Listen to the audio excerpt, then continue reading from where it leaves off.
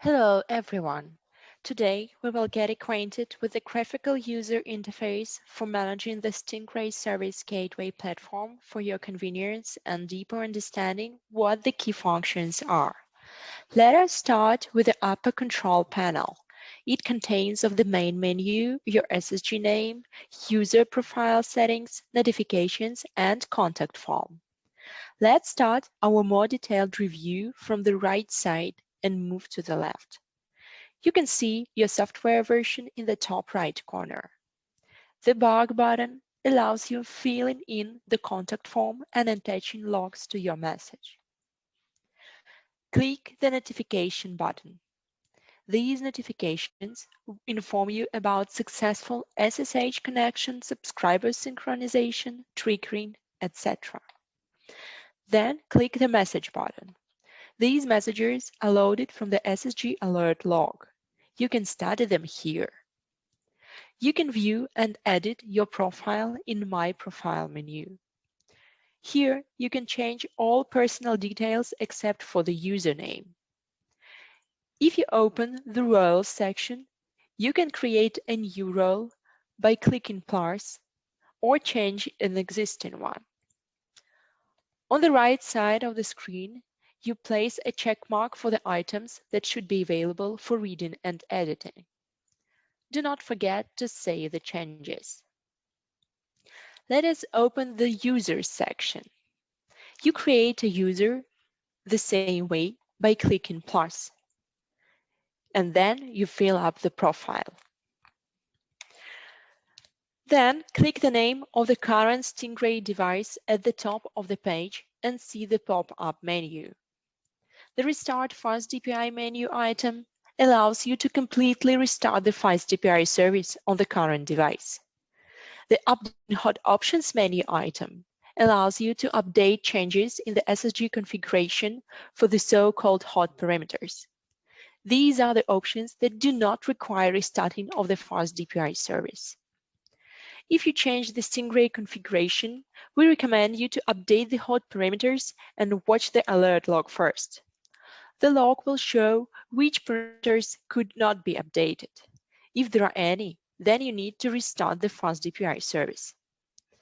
The Device Information menu item shows you the main parameters of a Stingray device, such as Fast DPI version, architecture, processor model, number of cores, and others.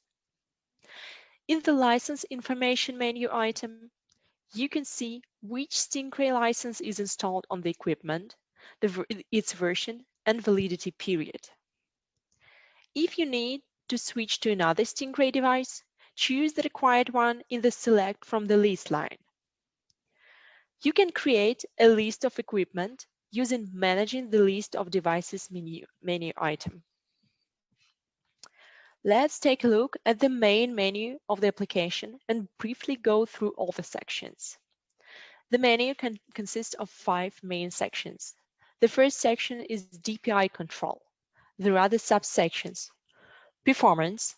This section opens after you log in by default. Now we see it on the screen. Please note that each subsection menu is also doubled on the left side of the panel for easier and faster navigation. This subsection contains online statistics that shows the current workload of the processors and memory. You can see CPU usage, active processes, and memory usage. Accumulated statistics for the selected period is displayed in Statistics tab. You can also find processors and memory usage statistics here. You can find network interfaces traffic statistics. Traffic distribution per class statistics is available too. You can review either defined statistics for each network interface or general summary statistics for inbound and outbound interfaces. There is also a Network Address Translation Statistics tab. The top pools section displays general NAT profile workload and separate NAT profile pools workload. The Addresses tab on the right side of the panel displays public addresses usage details, profile name, protocol, address, number of ports used, and others. You can use filters on the top of the columns for your convenience. The full status section consists of 3 subsections. Full status with general details of NAT profiles, detailed status with detailed information about addresses and ports, subscriber status with details of public addresses used by each subscriber. Here you can also use a filter on the top of each column for your convenience. Now let's take a look at configuration subsection. It's used to set the Stingray Service Gateway configuration. The entire configuration is divided into groups per function. You can switch between the functions using the menu in the left column. You can change the parameters using the forms in the right column.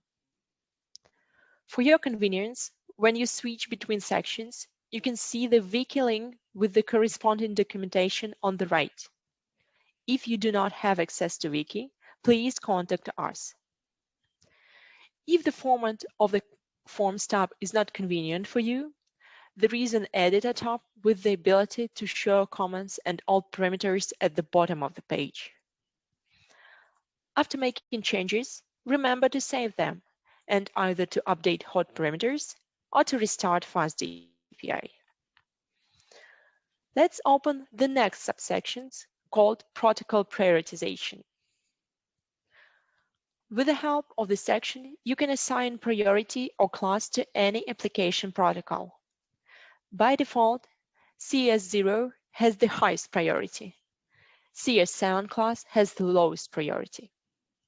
Some application protocols have already been added to the prioritization list.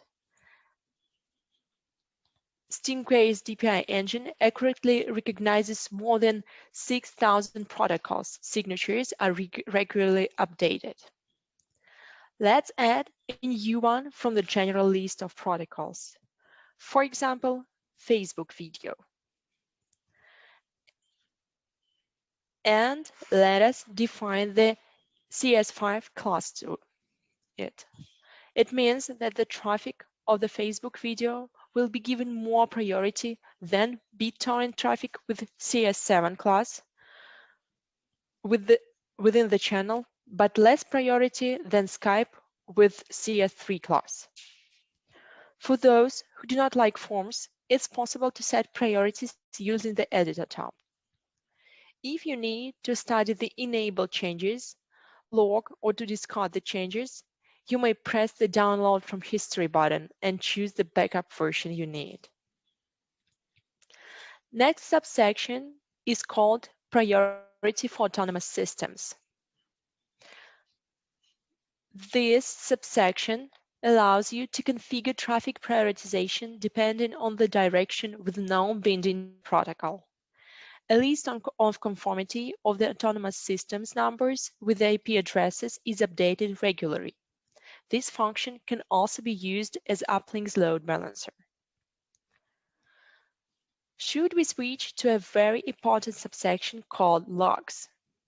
Here you can view and download the alert logs for information, messages, and errors, the statistics logs for statistics details, the slave logs for DPI traces, the service logs for network interfaces status. You can use search function at the top of the page to search inside the log. This function works with the grep command. Let's move forward and get back to the main menu. The next big section is Services Control. The first subsection here is Subscribers and Services. This section displays a list of all subscribers per IP, their connected services and tariffs details. It is possible to add or delete subscribers, edit their profiles, apply services and tariffs. If you have radius synchronization, users will be created automatically. You can manage authorization status in the panel on the right side of the page. Sending ping, reviewing, and editing layer 2 subscribers properties if it's activated. Let's see the Services subsection.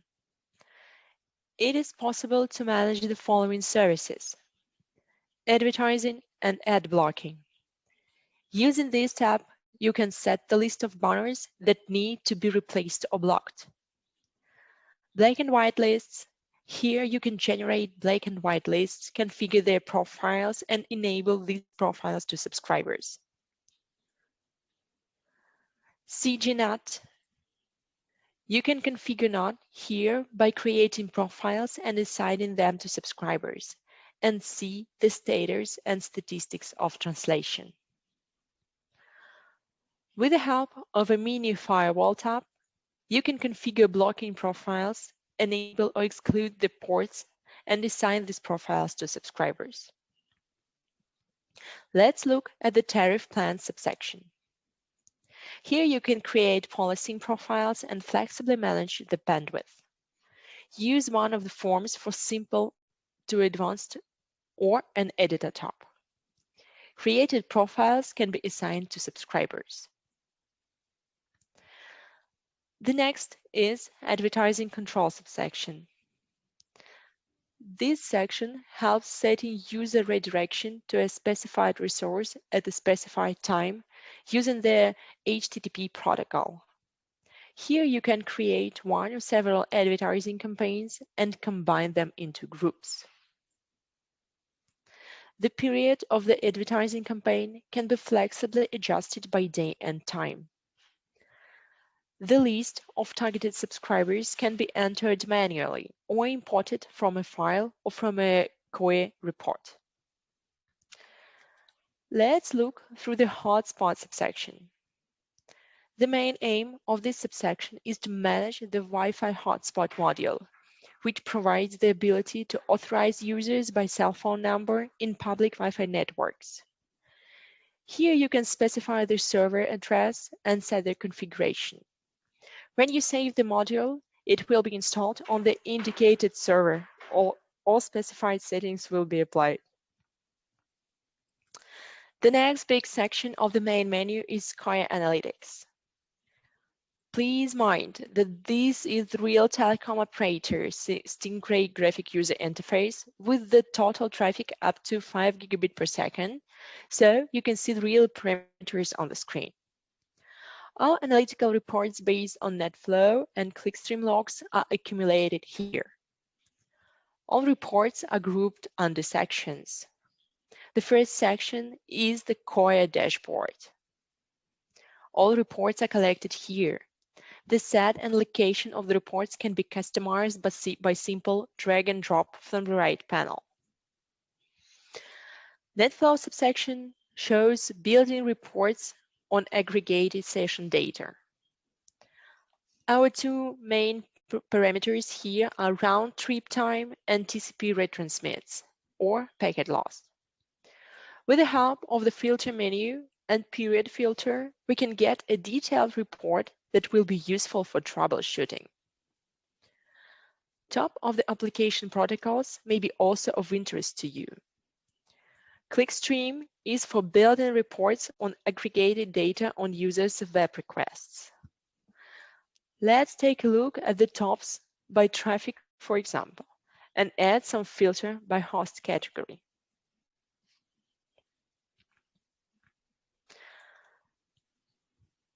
So now you can see it on the screen. Netflow is for reports on NAT sessions. Subscribers subsection allows you analyzing subscribers' activity by using filters to solve such problems as traffic reselling. This subsection may also help identifying your subscribers' interests and particularities, for example, detecting the subscribers using smart TV devices. With the help of this feature, you can increase your revenue by promoting special tariffs for these clients and increase their loyalty. Let us stop on Triggers and Alerts section.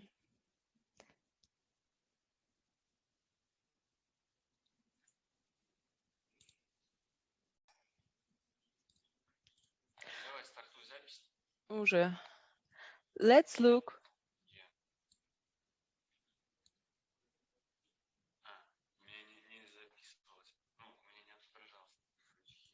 Должно быть нормально. Let's look through the hotspot subsection. The main aim of this subsection is to manage the Wi-Fi hotspot module, which provides the ability to authorize users by cell phone number in public Wi-Fi networks. Here you can specify the server address and set the configuration. When you save the module, it will be installed on the indicated server. All specified settings will be applied. The next big section of the main menu is Core Analytics. Please mind that this is the real telecom operator Stingray graphic user interface with the total traffic up to 5 gigabits per second, so you can see the real parameters on the screen. All analytical reports based on Netflow and clickstream logs are accumulated here. All reports are grouped under sections. The first section is the Koia Dashboard.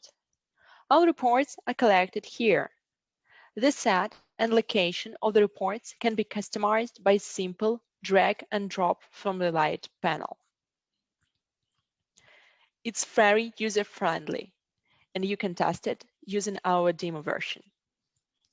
Netflow subsection shows built-in reports on aggregated session data. Our two main parameters here are round trip time and TCP retransmits or packet loss. With the help of the filter menu and period filter, we can get a detailed report that will be useful for troubleshooting. Top of the application protocols may be also of an interest to you.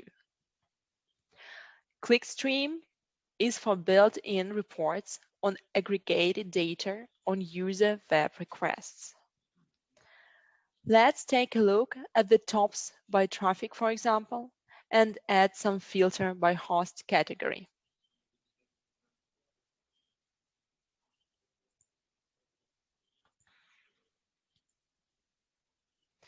Do not forget to apply the changes. And now you can see the report on the screen. The next section is Netflow, and Netflow is for reports on NAT sessions. Subscribers subsection allows you analyzing subscribers' activity by using filters to solve such problems as traffic reselling. This subsection may also help identifying your subscribers' interests and particularities. For example, detecting the subscribers using smart TV devices.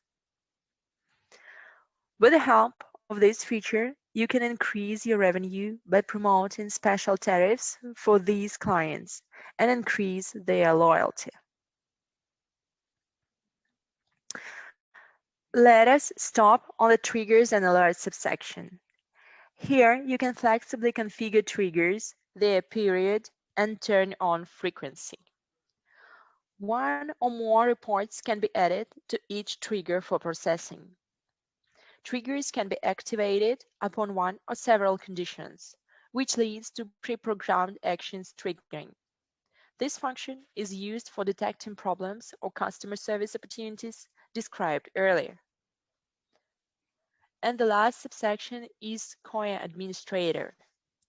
Here you can see subscribers' queries processes list. You can get information about the table space content in the table space info menu item in the right column. There is also dictionaries information available. Raw logs for each Koia Analytics subsection contain raw data per sessions in the form of a table with maximum flow details. Usually, raw logs are stored for a shorter period of time than aggregated Netflow reports. For each section, the management panels are alike. You just need to select the period of the report, the right Stingray device, and select the report on the right sidebar. So that is how Stingray Service Gateway looks like. The interface is very user-friendly and easy to use. Nevertheless, we're always here to help. Thank you for your kind attention.